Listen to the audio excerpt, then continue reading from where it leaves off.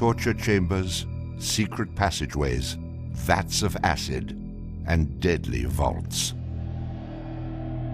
In 1895, Chicago police unearthed horrific evidence of torture and multiple murders at the sprawling castle of H. Holmes.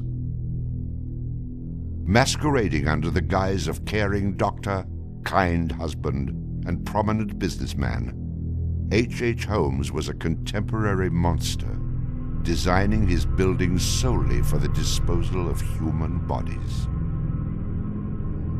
Torture doctor, monster of 63rd Street, H. Holmes was America's first serial killer.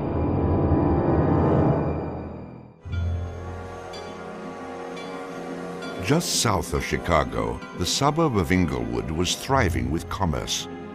The train station itself had 9 leading lines of railway and over 100 trains stopping there every day.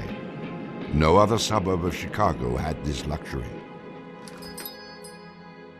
Dr. Henry Howard Holmes, a pleasure to meet you.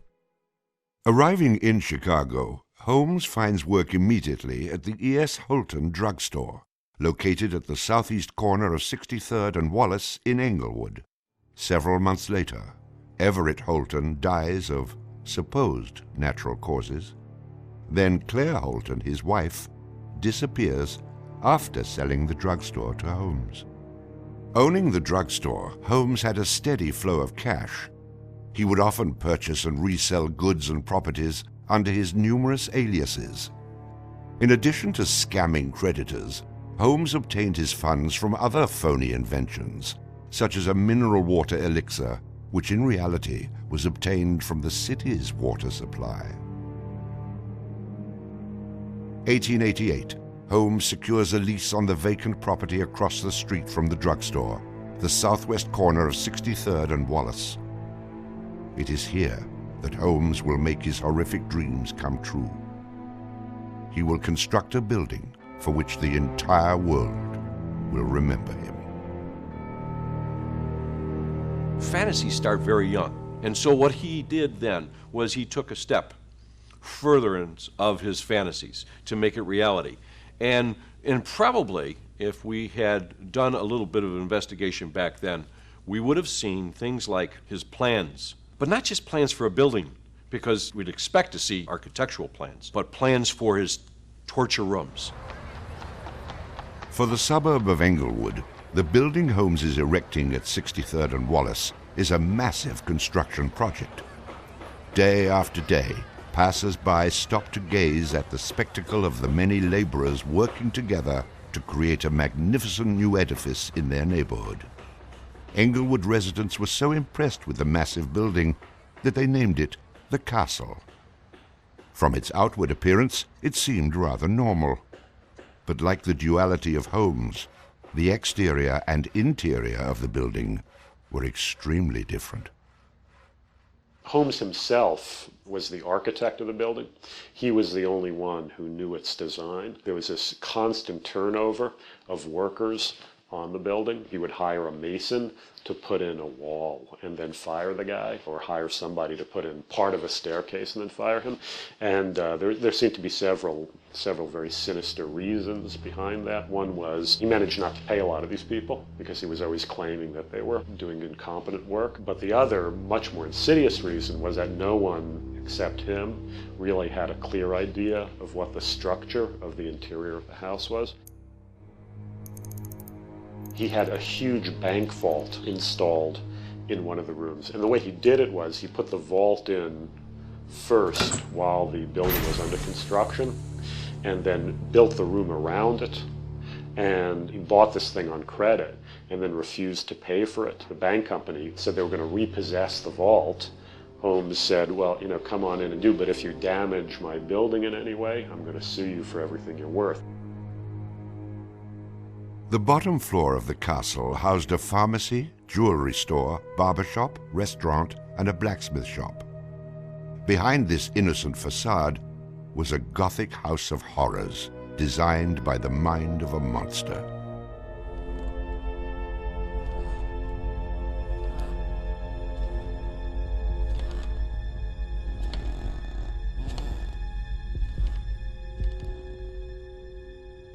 The third floor seemed innocent enough, containing rented rooms, legitimate offices, and Holmes's own bedroom.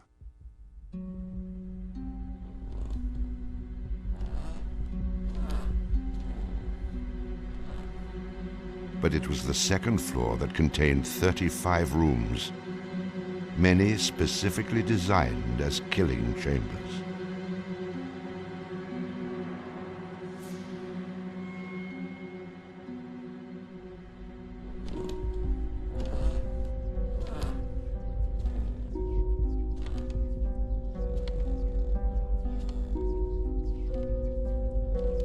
Disorienting unsuspecting victims, the labyrinthian construction contained numerous staircases and doorways that led nowhere.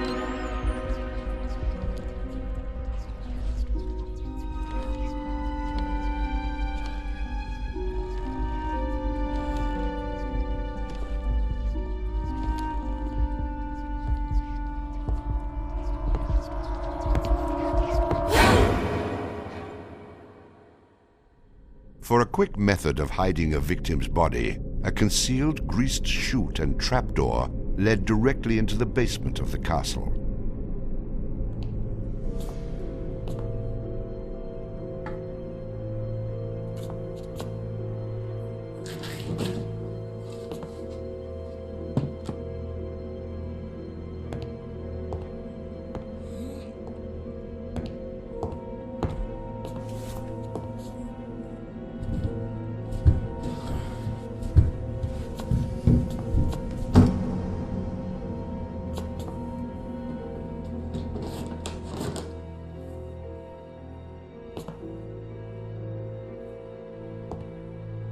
The basement held the most terrifying rooms, resembling a medieval torture dungeon. Acid vats, quicklime pits, and a crematorium disguised as a glass-bending furnace were Holmes's favorite methods of immediate body disposal.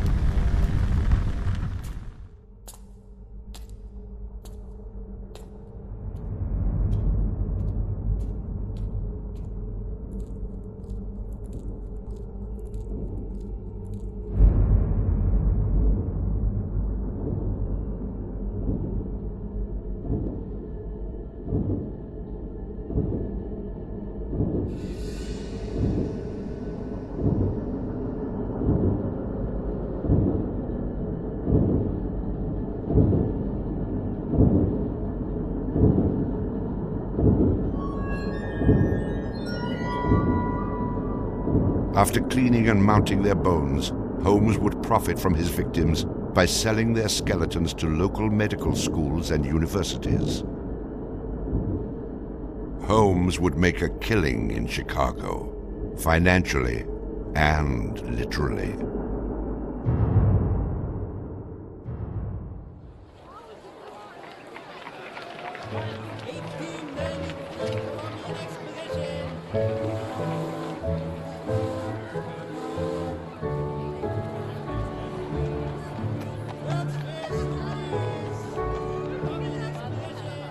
May 1st, 1893, the World's Columbian Exposition is open to the public in Chicago.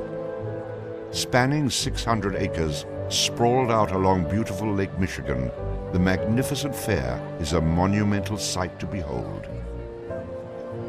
Over 20 million people from around the world would attend the dazzling World's Fair between May 1st and October 30th, 1893.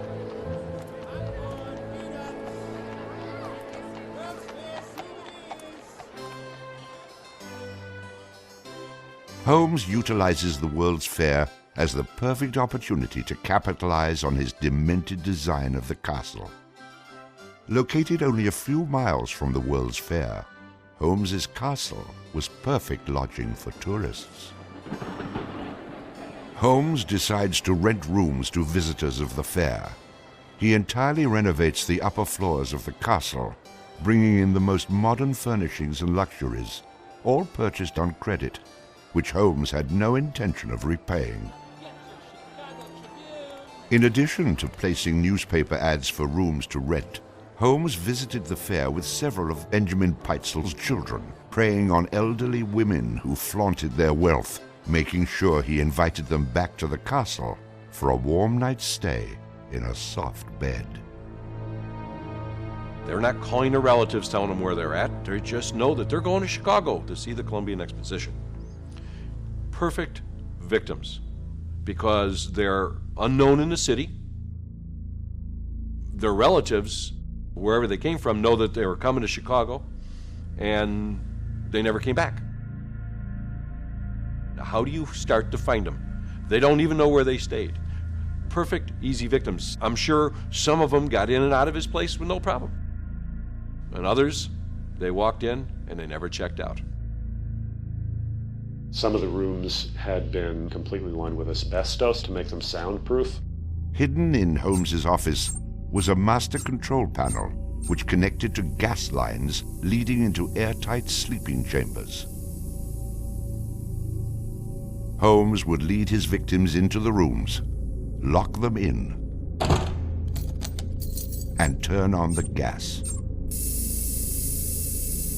asphyxiating them while watching their demise. Let me out! Holmes, let me out, please! Holmes! Holmes! Holmes, please! Holmes! At the height of the World's Fair, Holmes masterfully juggles his castle businesses, renting rooms, dodging creditors, selling skeletons, and attending to the needs of the many women in his life.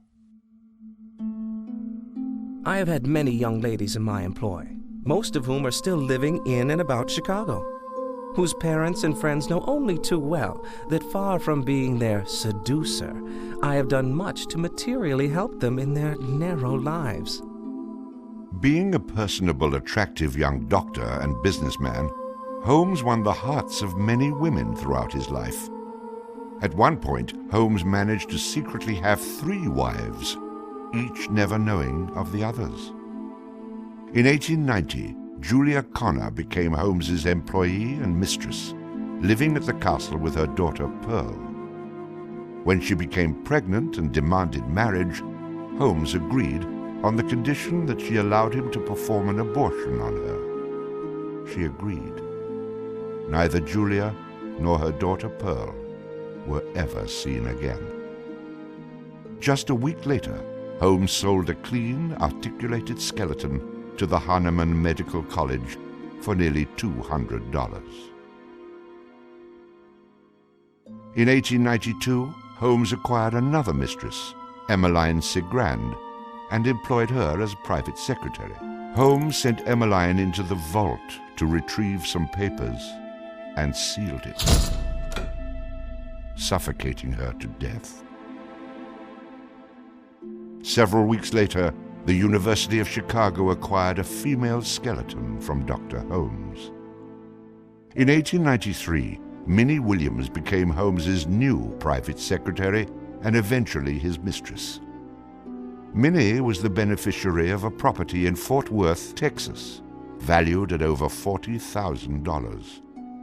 Holmes murdered Minnie and her younger sister Nanny after having Minnie sign over the Fort Worth property to him. In 1894, Georgiana Yoke became Holmes's 3rd wife. He married her under the name Henry Mansfield Howard. Like his other legitimate wives, Georgiana lived out her entire life. On July 19, 1895, Chicago police enter the Holmes Castle. The world would now learn of the horrors that the castle had kept secret for so very long.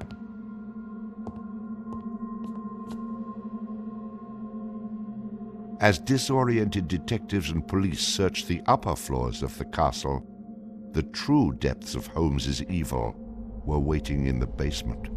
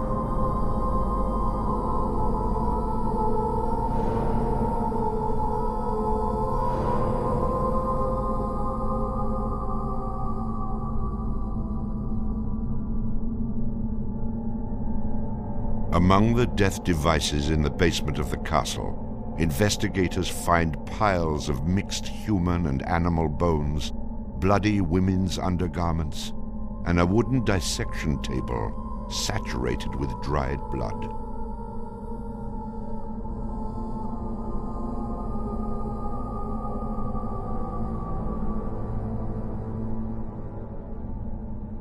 Chicago police were inundated with names of people reported missing from the World's Fair.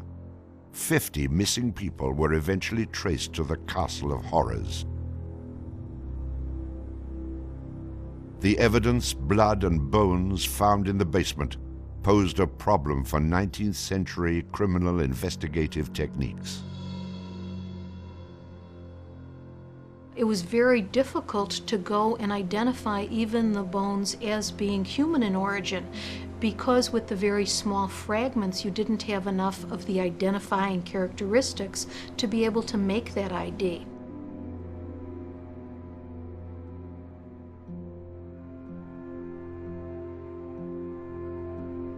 The world is now calling Holmes the monster of 63rd Street, torture doctor, and the modern Bluebeard.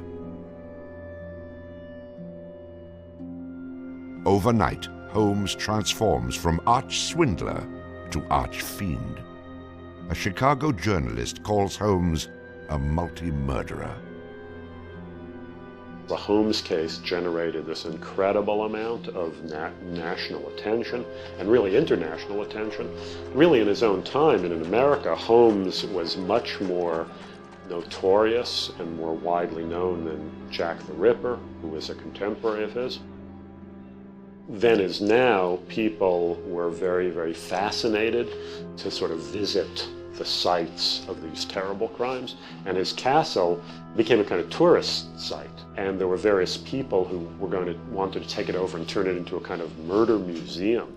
And then, just before some impresario was about to make it again into this tourist attraction, it burnt down. Somebody burnt it down. I mean, it could have been, who knows, some outraged citizen who didn't want this to become some very morbid tourist attraction.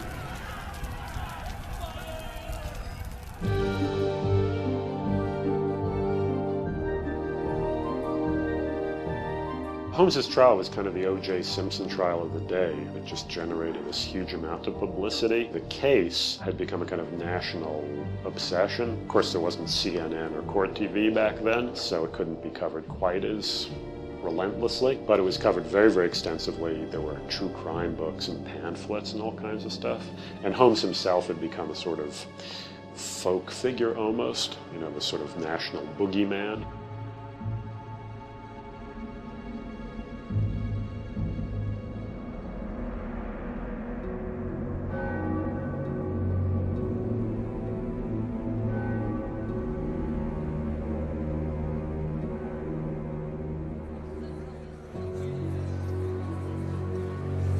The courtroom fills for the final verdict to be read.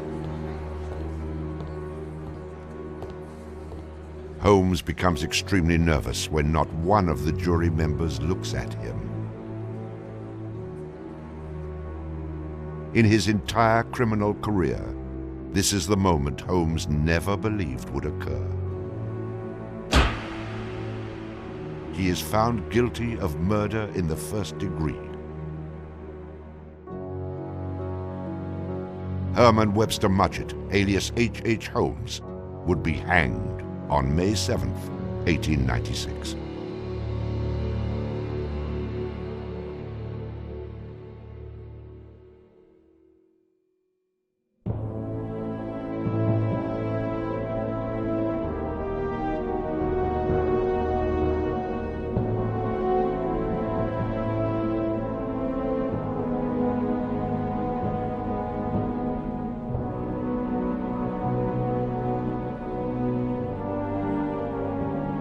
While Holmes was in jail, awaiting the execution of the sentence, he was made an offer by William Randolph Hearst, supposedly for a significant amount of money, to provide his confessions. Holmes, who had already issued about a half a dozen completely self-contradictory versions of his crimes, clearly at this point felt he had nothing to lose. He was going to die anyway. In this confession, he did a complete about-face and portrayed himself as the worst monster who ever lived. He just basically confessed to every crime anybody had ever suspected him of and threw in a few more for good measure. He's reliving the fantasies after the fact now. He's reliving the fantasies of things that he did. She was very willing to do this, and prepared to leave the vault upon completing the letter, only to learn that the door would never again be opened until she had ceased to suffer the tortures of a slow and lingering death. The partial excavation in the walls of this room found by the police was caused by Latimer's endeavoring to escape by tearing away the solid brick and mortar with his unaided fingers. I closed the door and turned on both the oil and steam to their full extent. In a short time, not even the bones of my victim remained. It was the footprint of Nanny Williams that was found upon the painted surface of the vault door, made during her violent struggles before death. Only one difficulty presented itself. It was necessary for me to kill him in such a manner that no struggle or movement of his body should occur. I overcame this difficulty by first binding him hand and foot, and having done this, I proceeded to burn him alive by saturating his clothing and his face with benzene and igniting it with a match. As soon as he had ceased to breathe, I cut his body into pieces, and by the combined use of gas and corn cobs, proceeded to burn it with as little feeling as though it had been some inanimate object. I immediately took them to the Vincent Street house and compelled them to get within the large trunk, through the cover of which I had made a small opening and ended their lives by connecting the gas with the trunk. Then came the opening of the trunk and the viewing of their little blackened and distorted faces.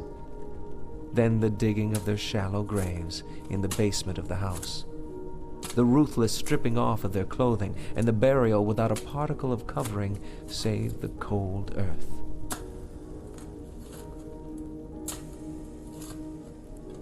I am convinced that since my imprisonment, I have changed woefully and gruesomely from what I was formerly in feature and figure.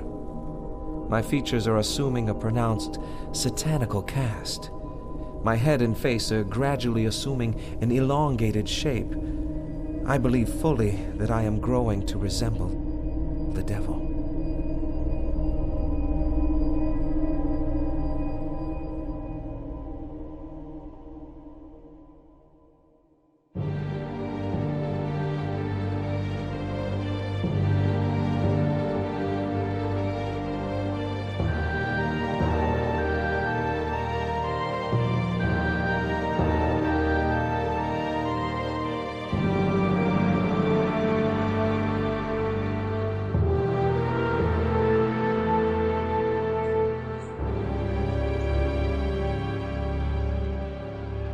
On the gallows, just before he died, he recanted.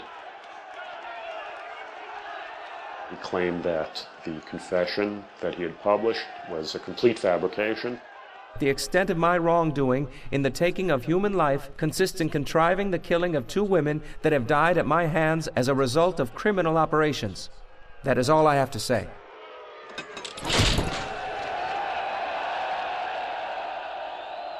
H. Holmes is hanged on Thursday, May 7th, 1896, just 9 days before his 35th birthday.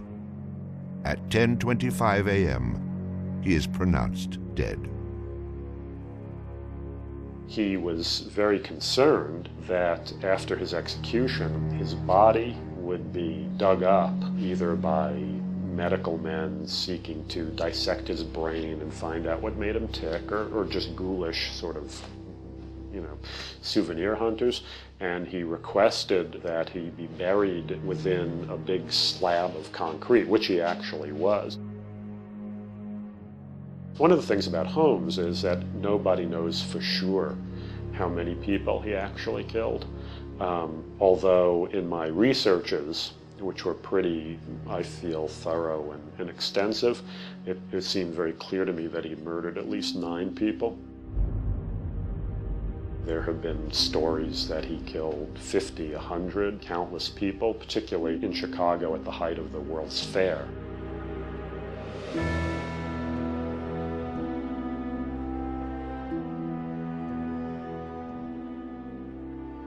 How many people did Holmes actually murder? Most likely, no one will ever know. Holmes and the many other people that came in contact with him are long gone, having taken the answers with them to their graves. I was born with the devil in me. I could not help the fact that I was a murderer no more than the poet can help the inspiration to sing. I was born with the evil one standing as my sponsor beside the bed where I was ushered into the world, and he has been with me since.